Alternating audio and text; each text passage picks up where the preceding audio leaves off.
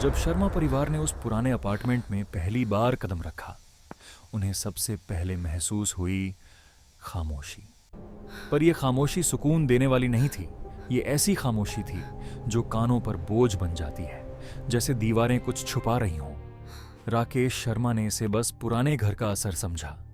पुराना फ्लैट है, आदत हो जाएगी, उसने अपनी पत्नी उषा से कहा। पर उषा को पहली ही रात कुछ ठीक नहीं लगा।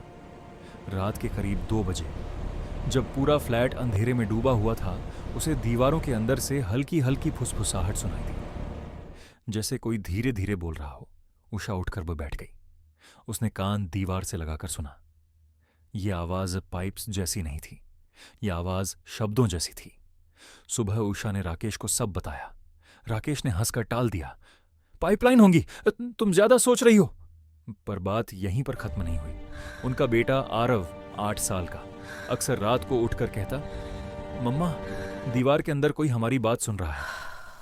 उषा का दिल बैठ जाता, पर राकेश ने इसे बच्चों की कल्पना कहकर नजरअंदाज कर दिया। कुछ दिन बाद उषा ने महसूस किया कि आरव बदल रहा था। आरव अब दीवारों से बात करने लगा था। कभी कभी वह अकेला खड़ा होता और अचानक खुद ही हंस देता। उषा ने पूछा, किससे बात कर रहे हो? आरव ने बिना घूमे कहा, दीवार ने कुछ फनी बताया।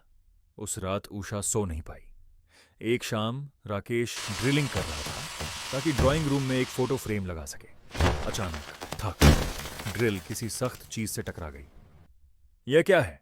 राकेश ने कहा। दीवार थोड़ी और तोड़ी, सीमेंट का एक टुकड़ा गिरा और उसके पीछे से निकला एक पुराना टेप रिकॉर्डर, धूल में लिपटा हुआ। टेप अंदर सील थी, जैसे इसे जानबूझकर छुपाया गया हो। उषा ने धीरे से कहा, ये यहां कैसे? रिकॉर्डर पर सिर्फ एक ही बटन था, प्ले। राकेश ने हंसी में बटन दबा दिया। पहले सिर्फ स्टैटिक नॉइज, फिर एक आवाज, उषा की आवाज।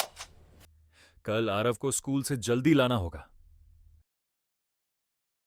उषा का रंग उड़ गया। राकेश, मैंने यह बात अभी तक कही ही नहीं। टेप आगे बढ़ी।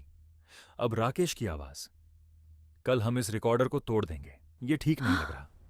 तीनों एक दूसरे को देखते रह गए। टेप में जो बातें थीं वह कल होने वाली थी, अगले दिन। बिल्कुल वही हुआ। उषा ने बिना वजह आरव को स्कूल से जल्दी लाया। राकेश ने गुस्से में रिकॉर्डर उठाया और हथौड़े से जोर से मारा। क्रैक! हथौड़ा टूट गया।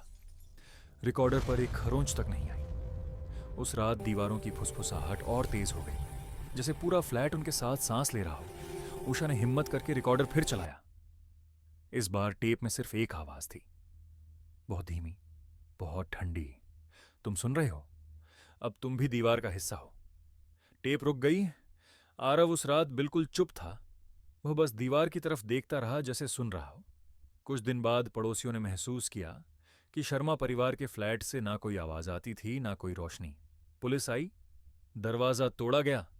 फ्लैट खाली था। ना राकेश, ना उषा, ना आरव, सिर्फ दीवारें और उनके अंदर एक पुराना टेप रिकॉर्डर। पुलिस ने प्ले दबाया।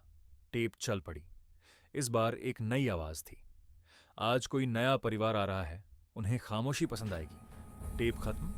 और अगर तुम कभी रात को अपने घर की दीवारों के पास किसी हल्की फुसफुसाहट को सुनो, तो ध्यान से सुनना। शायद वह तुम्हारी ही आवाज हो। इस घर में लोग नहीं रहते, यहां सिर्फ आवाजें रहती हैं।